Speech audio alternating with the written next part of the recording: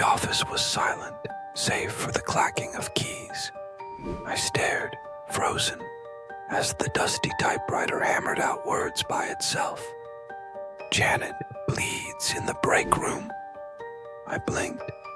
My name. The breakroom door slammed. The typewriter spat out another line. She tries to run, but the cord is already around her neck. My breath caught.